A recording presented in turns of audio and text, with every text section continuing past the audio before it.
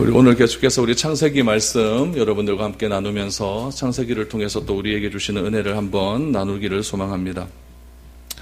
우리가 살아가면서 공부도 열심히 시키죠. 자녀들 공부도 열심히 시키고, 또 우리가 또 일도 하고 저축도 하고 보험도 들고 여러 가지 일들을 많이 하면서 그렇게 하루하루를 살아갑니다.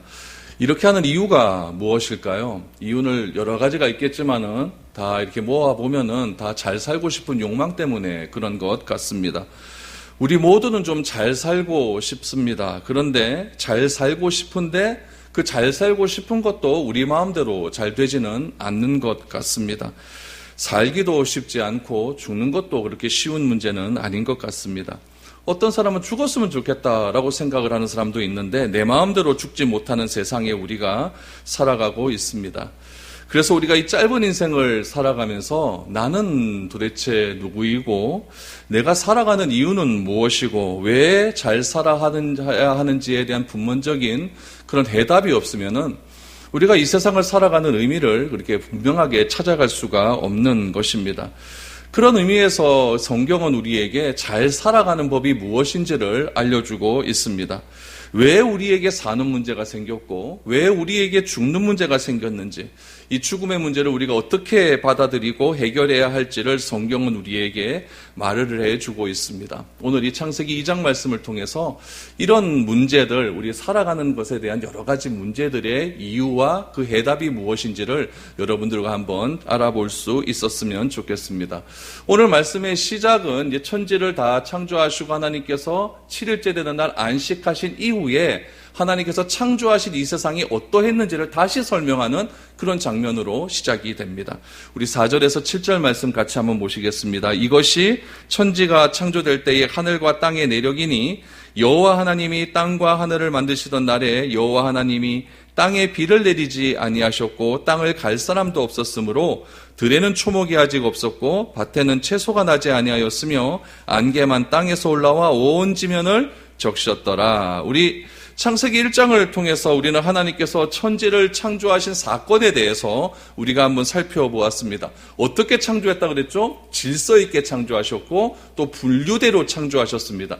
이 모든 것들을 사람에게 주셨습니다. 그래서 질서 있고 분류된 이 세상을 사람이 잘 관리하게 되면은 창조 때의 그대로의 기쁨을 우리가 누릴 수 있게 될 것이다 라고 말씀을 해 주셨습니다. 그렇게 인간에게 명령을 주고 난 다음에 하나님께서는 안식하셨다라고 말씀하셨죠. 근데 왜 2장에서 또 창조에 대한 이야기가 나올까요?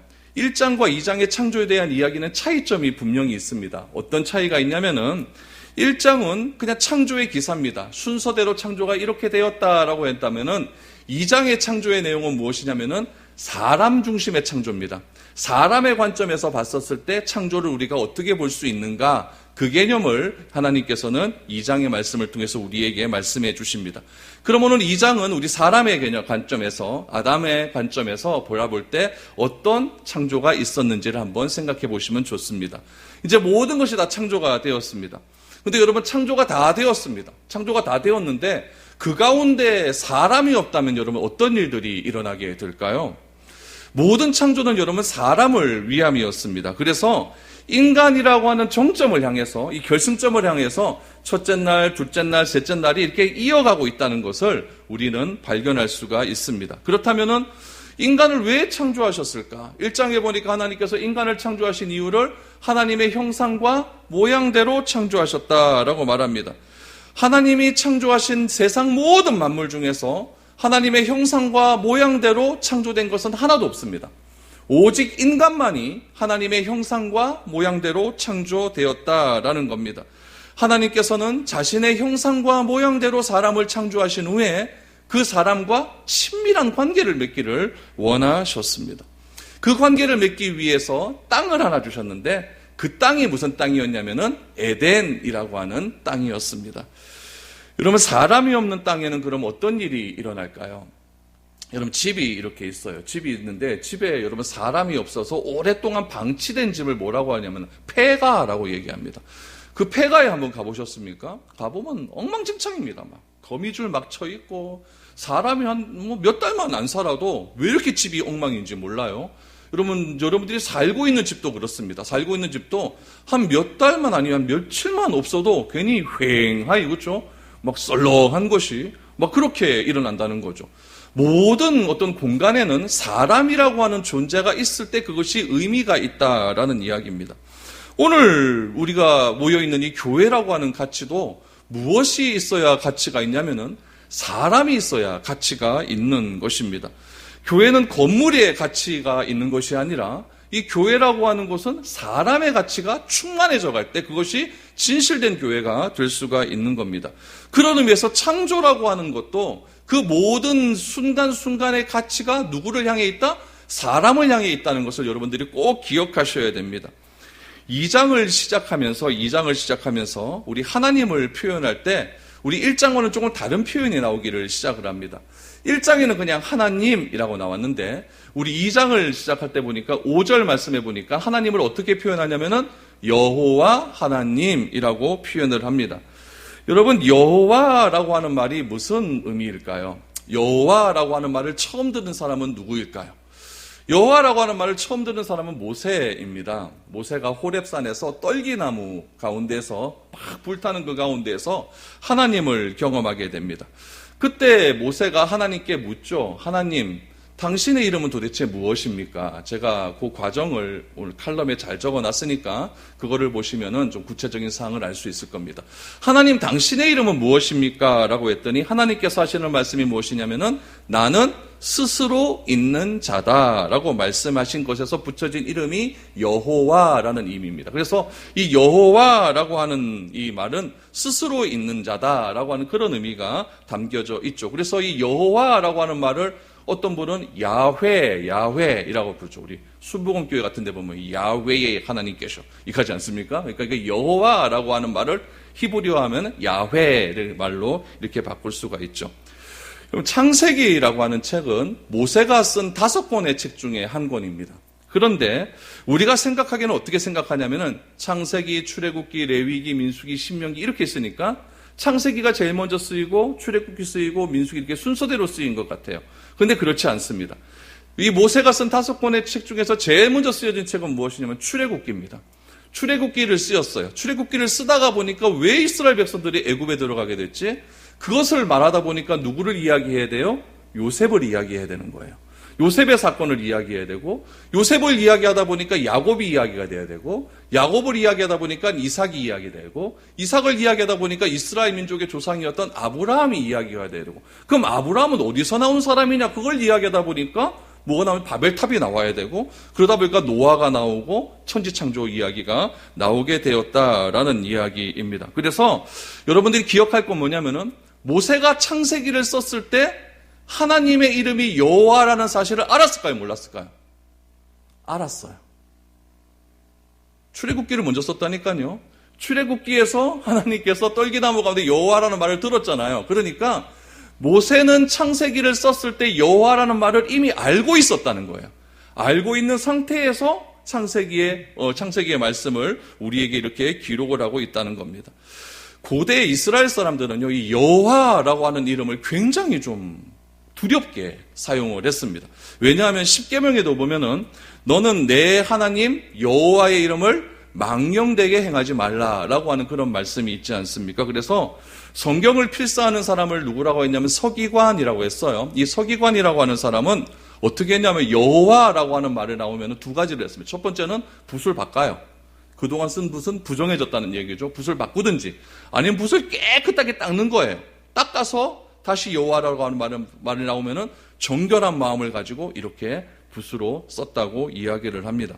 그래서 붓을 가지고 서기관들이 붓을 가지고 이렇게 구약 성경을 다 필사하려면은 이 붓이 몇 자루가 필요했는지 아십니까? 6,007자루가 필요했다 그래요. 그럼 구약 성경에 여호와라는 말이 몇 번 나오는 거예요? 6,007번이 나오는 거예요. 그만큼 여호와라고 하는 말은 굉장히 두려운 말이었고 말 잘못하면 내가 죽는구나 이 정도로 이스라엘 사람들은 고대 이스라엘 사람들은 그렇게 여호와라는 말을 신성시했습니다. 그러다 보니까 함부로 하나님의 이름을 부르지 못하는 거예요. 그래서 대신 이 여호와라는 말 대신에 우리가 다른 이름을 하나 부르자. 그래서 나온 말이 뭐냐면은 주라는 말입니다. 그래서 우리가 하나님을 부를 때 주님, 예수님을 부를 때도 주님. 그래서 이 주라고 하는 말을 헬라어로 바꾸니까 아도나이. 들어보셨죠?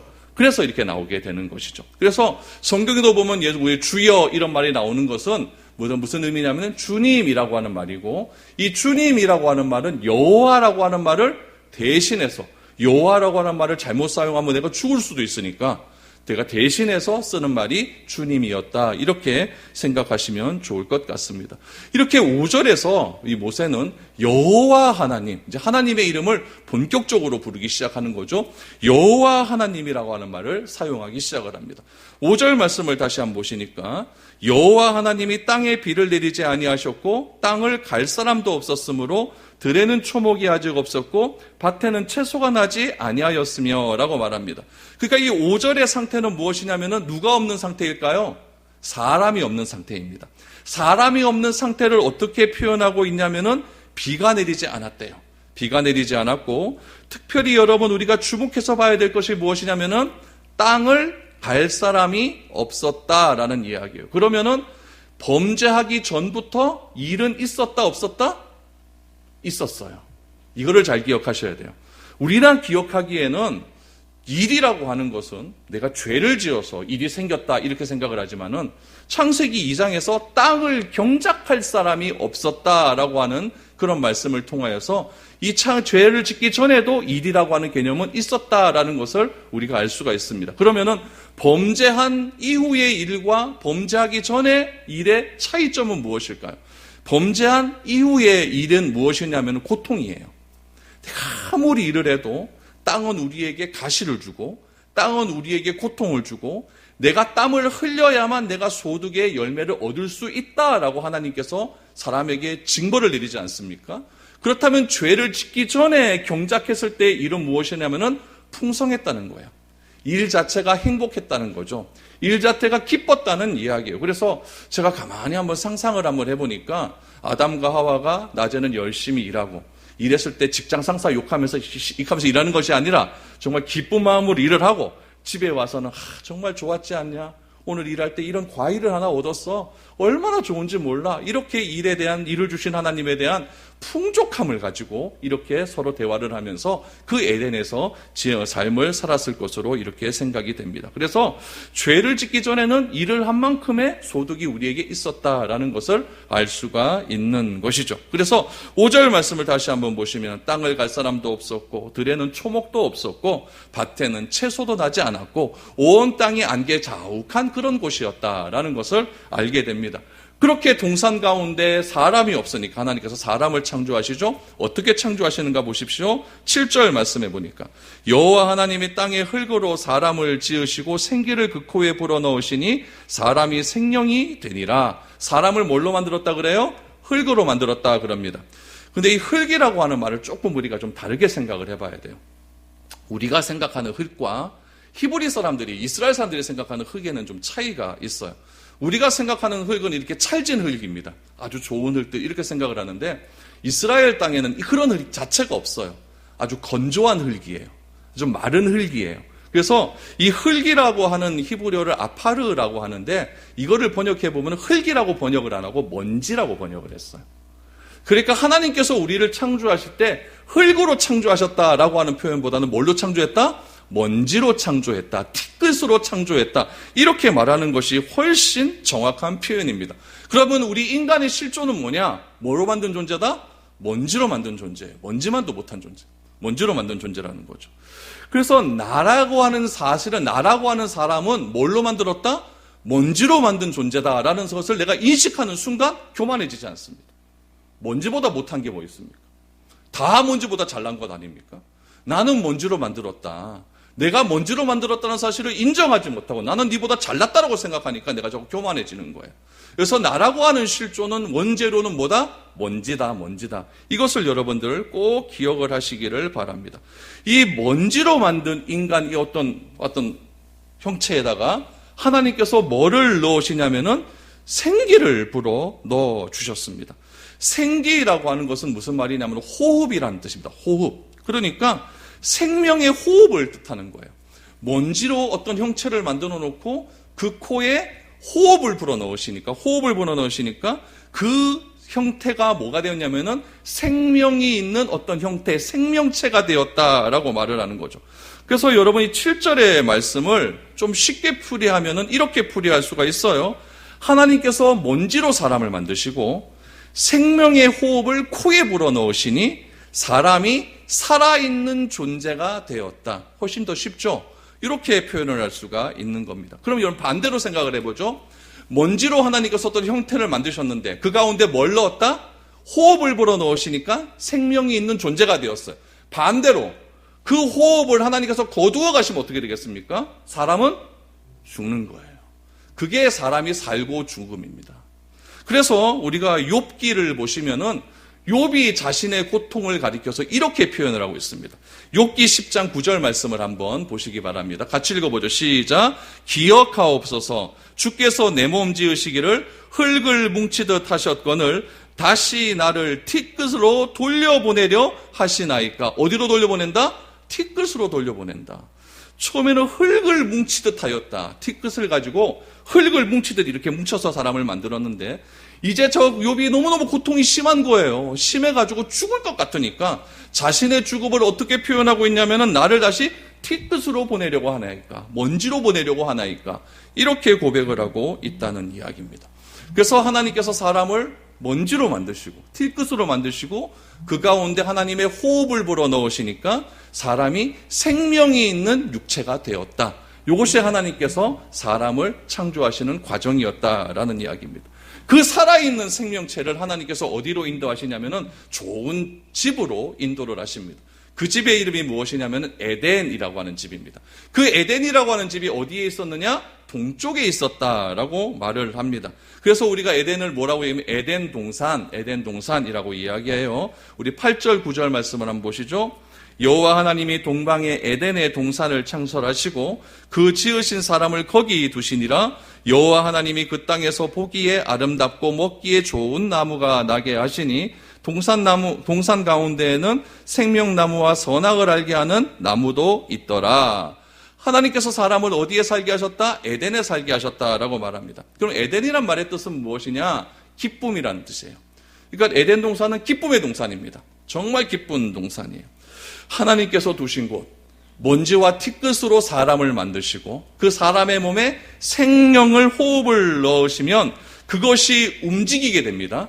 그 우리가 움직이게 되죠. 움직이면서 뛰도는 땅이 있습니다. 그 땅이 에덴 동산이고 그 땅에서 뛰어놀 때 사람에게는 어떤 감정이 들어오게 되냐면은 기쁨의 감정이 들어오게 되는 거예요. 그래서 사람의 이 기쁨이라는 것은 하나님께서 만들어주신 그 테두리 안에서 자유를 누리는 겁니다. 그 테두리 안에서 영원토록 기쁨의 공간에서 영원토록 움직이며 활동을 할 때 사람은 기쁨의 존재가 될 수가 있는 것입니다. 그래서 예수님께서는 뭐라고 말씀하셨냐면은 내 기쁨을 너희에게 주노라. 에덴 동산의 주인은 누굽니까? 하나님이에요. 예수님이에요. 에덴 동산에서 주신 그 놀라운 기쁨의 근원, 그것을 누구에게 주신다고 했냐면 제자들에게 다 주신다고 했어요. 예수님께서는 마지막 기도에서 뭐라고 기도하셨냐면은 하나님께서 말씀하신 모든 것들을 내가 제자들에게 다 말하였다. 제자들은 받은 그 말씀을 가지고 기쁨을 누리며 살아간다. 그 기쁨을 누리며 살아갈 때 하나님 이 제자를 보존하여 주옵소서. 이렇게 간절히 기도를 했습니다. 그래서 여러분 이 기쁨의 동산에서 우리가 어떻게 누리며 살아가야 할까? 하나님께서는 거기에 조금 제안을 하나 두셨습니다. 그 제안이 무엇이냐면은 나무 두 개인데 특별한 나무를 주셨다는 거죠. 하나는 생명나무, 하나는 선악을 알게 하는 나무. 여러분, 이 생명나무와 이 선악을 알게 하는 나무는 우리가 무엇으로 대비할 수가 있냐면은 생명과 죽음으로 대비하는 그런 나무입니다.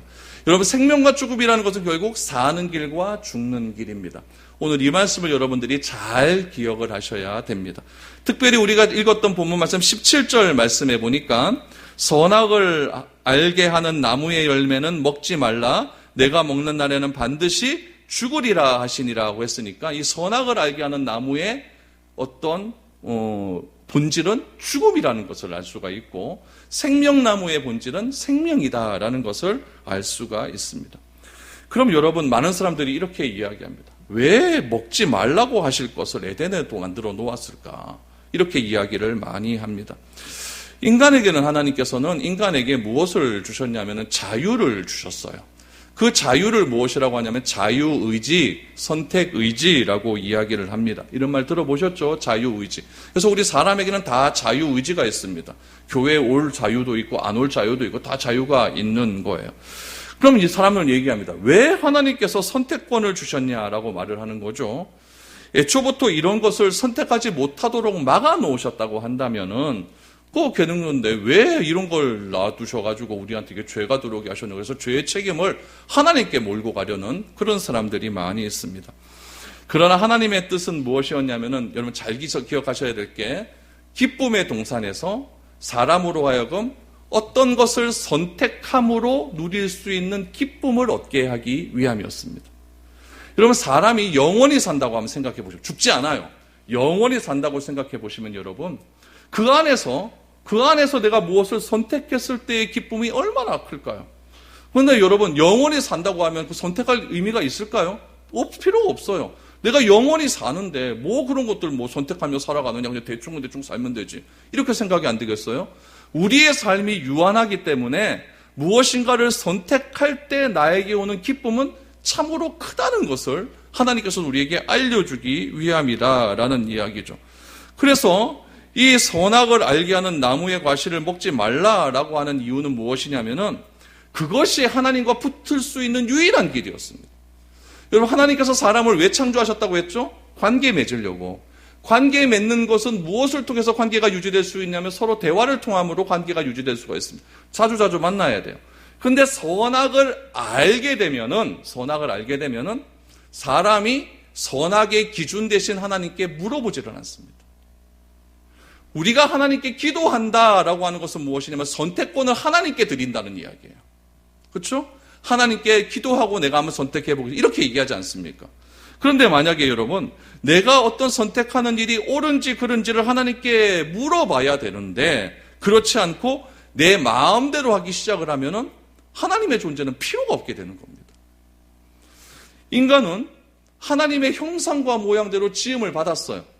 그럼 하나님의 형상과 모양대로 지음을 받았다고 해서 우리 인간이 하나님입니까? 아니잖아요. 인간이 하나님처럼 선과 악을 판단하는 존재가 되기 시작하면은 에덴에서의 기쁨은 다 사라지고 맙니다. 선과 악을 다르게 표현하면은 좋다, 나쁘다라고 하는 그런 기준입니다. 인간 스스로가 이것은 좋고 이것은 나쁘다라고 하는 기준이 되면은 여러분 교회라고 하는 공동체, 또 가정이라고 하는 공동체, 여러분들이 살아가고 있는 모든 공동체는 존재할 수가 없어요. 모두가 나는 선하다라고 생각을 해보십시오. 아까 우리 배 집사님 교회도 말씀하실 때 자그마한 어떤 욕심이 들어왔다. 이건 뭐냐면은 나는 선하다라는 얘기예요. 나에게 들어온 욕심이 들어왔다는 뭐냐면은 당신은 나쁘고 나는 선하다라는 이야기예요. 그것이 인간에게 들어오는 순간 교회는 다 깨지고 맙니다. 공동체는 다 깨지고 말아요. 누구의 관계도 다 그렇습니다. 여러분 사람 가만히 생각을 해보세요. 사람과도 친하게 지냈던 사람인데 그 사람과 관계가 깨질 때를 생각해 보십시오. 다 뭐라고 이야기합니까? 그 사람은 나쁜 놈이죠. 근데 누구의 기준으로? 나의 기준으로 나쁜 놈이 되는 거예요. 그럼 상대방의 기준으로 봤을 때는 누가 나쁜 사람이 됩니까? 내가 나쁜 사람이 되는 거죠. 그래서 여러분 이 땅에서는요, 이 시간이라고 하는 공간 속에서 사람이 선과 악을 판단할 수 있는 기준은 없습니다. 예를 들어 설명해 볼까요? 안중근이라고 하는 사람이 있습니다. 아시죠? 우리는 이 안중근이라고 하는 사람을 부를 때 뭐라고 붙이냐면 안중근 그렇게 안 붙이고 뒤에 뭘 붙여요? 의사 그래요. 의로운 사람이었다. 의로운 죽음을 한 사람이었다. 의사 그럽니다. 그럼 일본의 입장에서 봤을 때 안중근은 테러리스트입니다. 아주 나쁜 사람이죠. 사람을 죽였는데 어떤 사람은 어떤 쪽에서는 그 사람이 의로운 사람이 되는 것이고 어떤 쪽에는 나쁜 사람이 되는 겁니다. 전쟁터를 생각해 볼까요?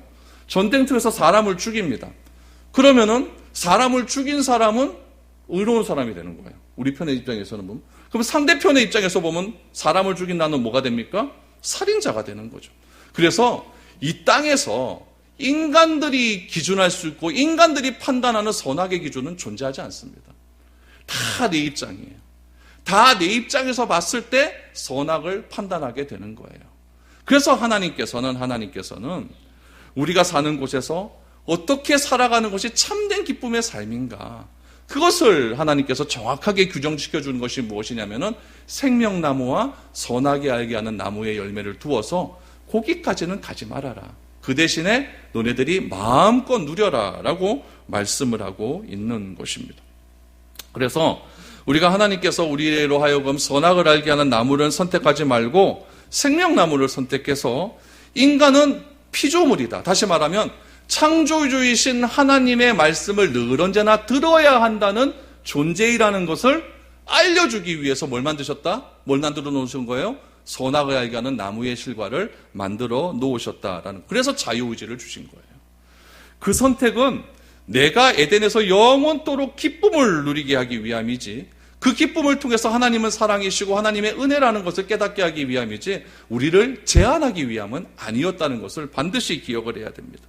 그래서 하나님께서는 인간에게 에덴 동산을 허락하십니다. 에덴 동산을 허락하시고 자유를 주셨어요. 그 자유 가운데 하나, 테두리를 하나 그어 놓으시고 그 테두리 안에서 너희가 자유롭게 기쁨을 누리는데 그 기쁨을 누리는 원칙은 무엇이냐?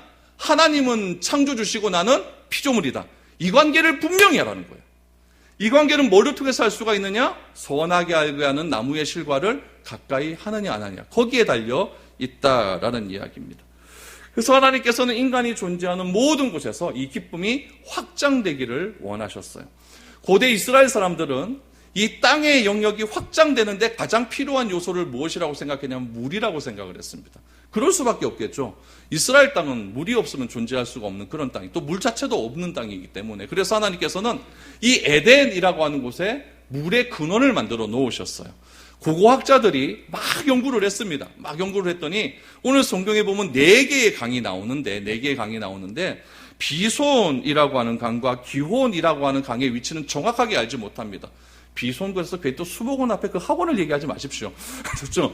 비손이라고 하는 강과 기혼이라고 하는 강을 만들어 놓으셨고 또 유브라데스 강과 티그리스 강이라고 하는 것을 만들어 놓았는데 학자들이 생각을 해보니까 지역 위치를 막 생각을 해보니까 그 강이 한 곳으로 모여 있었다라는 것을 발견해냅니다. 그래서 티그리스 강, 유브라데스 강, 비손강, 히온강 이렇게 되어 있고 요 강에 있는 요 근원으로 해서 강이 발원이 되었다라고 이렇게 생각을 하고 있어요.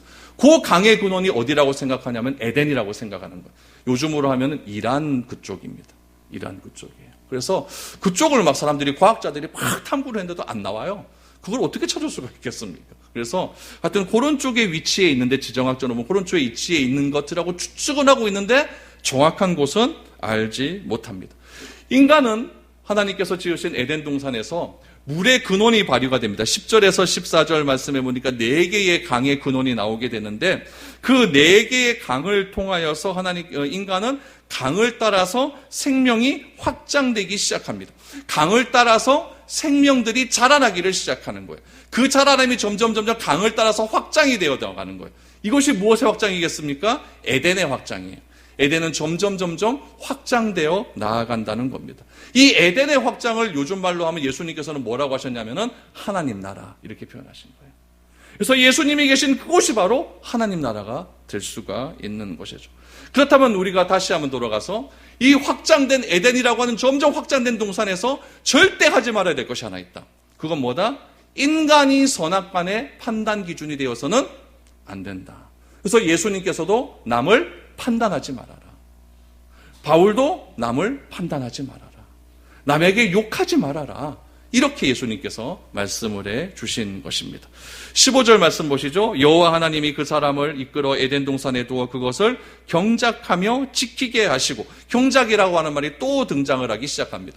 아까는 사람이 없었을 때 경작할 사람이 없었다라고 말을 하고, 이번에는 경작하며 지키게 했다라는 거예요. 그럼 이 경작이라고 하는 말의 의미를 조금 알아야 됩니다. 경작이라고 하는 뜻은 아바드라고 하는데, 여러분 2가지의 뜻이 있는데 봉사하다, 섬기다라는 뜻이에요. 그러니까 우리가 일은 섬기는 일입니다. 일은 내가 착취하고 내가 쟁취하는 일이 아니라 일터에서 내가 해야 할 일은 섬기는 일이에요. 봉사하는 일이에요. 그래서 우리가 자녀가 부모를 섬기다라고 말할 때도 이 아바드라고 하는 동사를 사용합니다. 그 자녀가 부모를 섬기는 일 아니겠습니까? 그래서 그것을 일로 여기는 것이 아니라 내 마음 근원에서 나오는 일이에요. 그래서 우리 직장 생활하실 때도 여러분들이 직장에서 다른 사람을 섬긴다라고 하는 자세를 가지고 그렇게 일을 하셔야 창조의 원리가 되는 것이고 그곳이 에덴 동산이 되는 것이고 여러분들이 계신 그 직장에서 에덴이 확장될 수가 있는 거예요.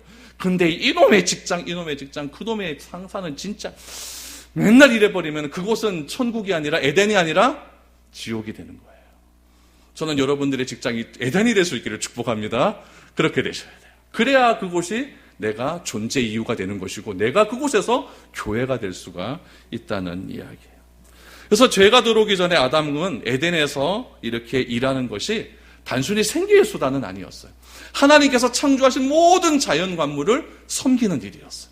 자연을 섬기고 자연을 가꾸고 자연을 위해서 봉사하는 일이 아담에게 주어진 일이었다는 겁니다. 그런데 세계를 관리하고 의탁해 주신 그런 하나님의 말씀을 어긋나서 사람이 선악간의 판단의 기준이 되어버리니까 어떻게 됩니까?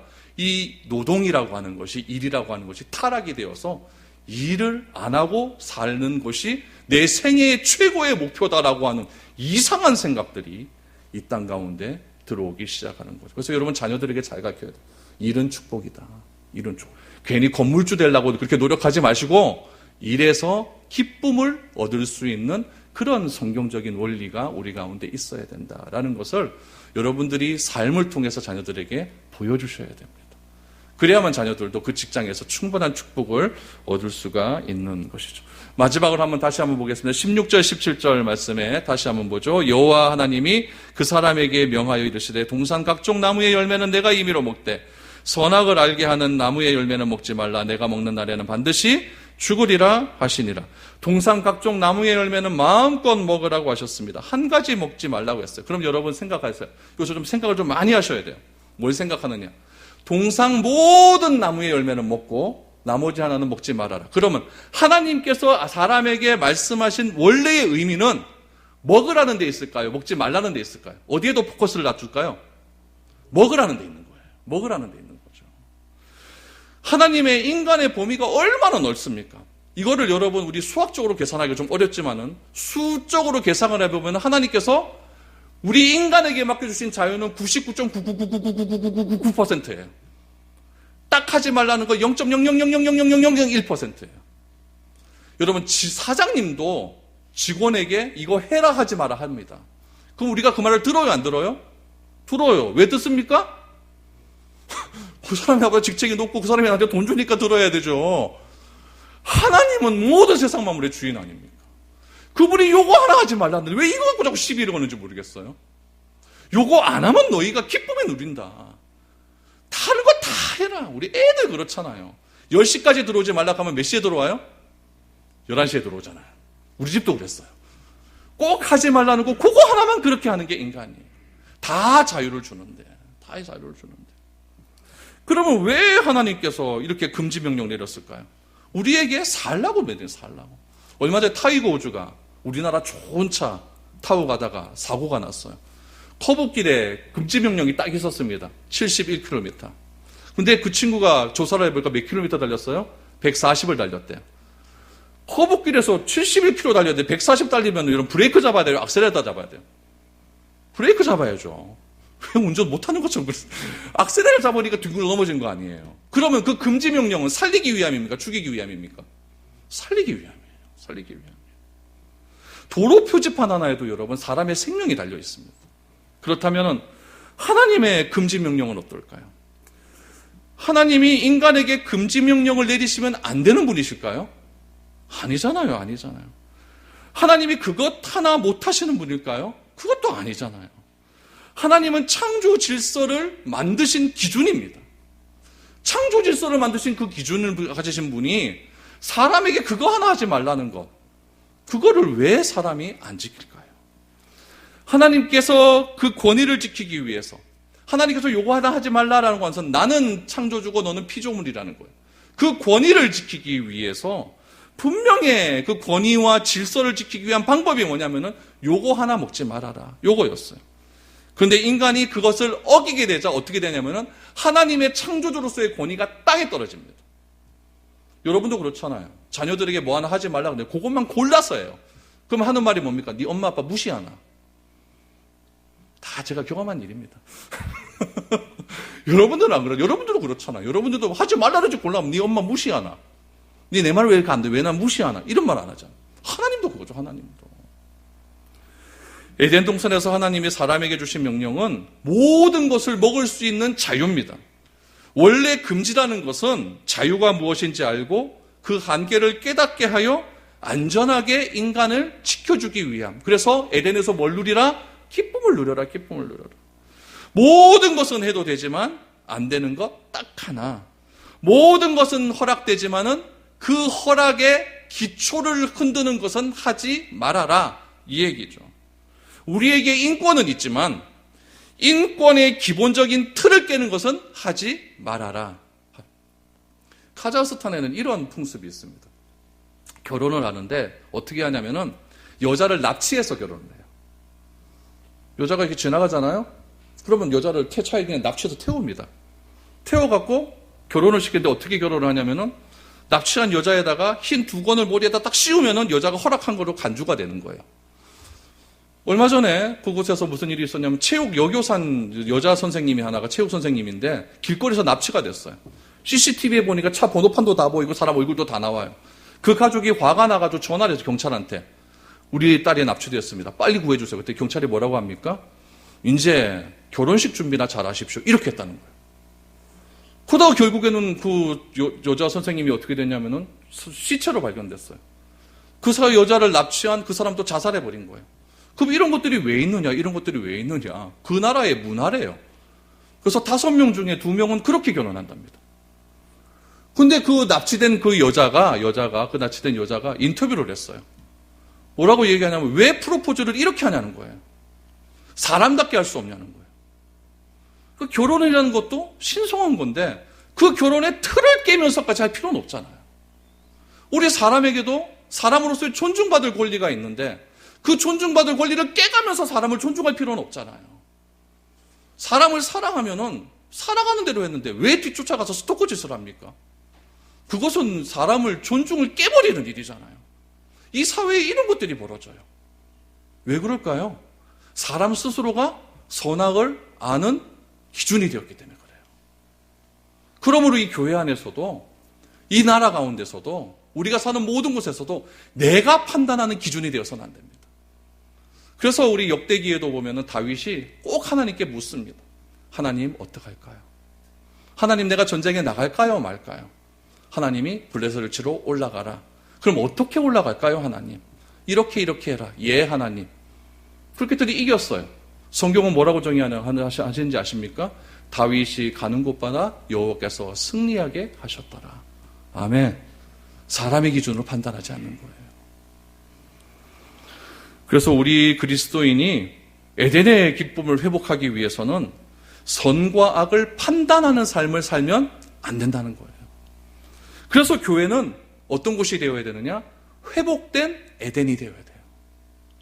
우리가 살아가는 이 세상은 회복된 에덴이 되어야 돼요. 하나님은 오늘도 말씀하십니다. 우리가 임의로 선악을 판단하고 시비를 가낸다면 우리는 반드시 죽게 될 것이다. 사람과의 관계가 판단해서 그 사람과 관계가 끊어지면 그것은 죽는 관계가 죽어지는 것 아니에요.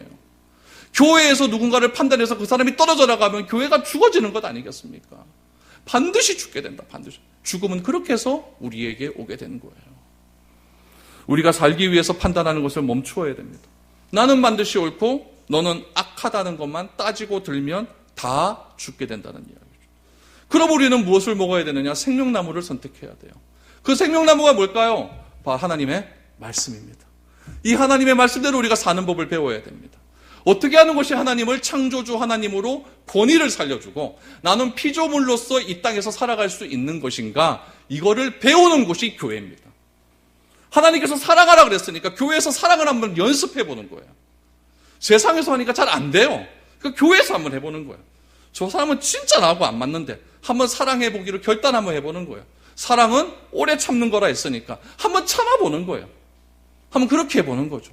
그래서 교회에서 연습 많이 하셔가지고 세상에 나가서 내가 서 있는 그곳의 에덴으로 회복하기 위해서 내가 그 연습하는 것을 실천하는 삶을 사는 거예요. 그러면 그곳이 에덴이 되는 것이고 그곳에서 나를 통하여 생명나무의 열매는 풍성하게 자라날 줄 믿습니다. 그것이 교회예요. 그것이 교회예요. 저는 여러분들이 그런 믿음을 가지고 살아갔으면 좋겠습니다. 여호와 하나님은 나는 스스로 있는 자라고 하셨습니다. 그 스스로 있다라고 하는 말을 예수님께서 이 땅에 오셔서 나는 무엇이다라고 하셨어요. 나는 부활이요 생명이다. 나는 양의 문이다. 나는 목자다. 나는 선한 목자다. 나는 빛이다. 그렇게 말씀하셨어요. 그 말씀하신 그 예수님을 내 마음의 주인으로 모시고 나는 피조물로서 그분의 권위를 지키며 살아가겠다. 그렇게 사는 것이야말로 진정한 우리의 기쁨을 누릴 수 있는 방법이라는 사실을 기억하시고 이번 한 주간 살아가실 때 에덴의 기쁨을 풍성하게 회복하며 누리며 살아갈 수 있는 복된 한 주의 삶이 될 수 있기를 축복드립니다.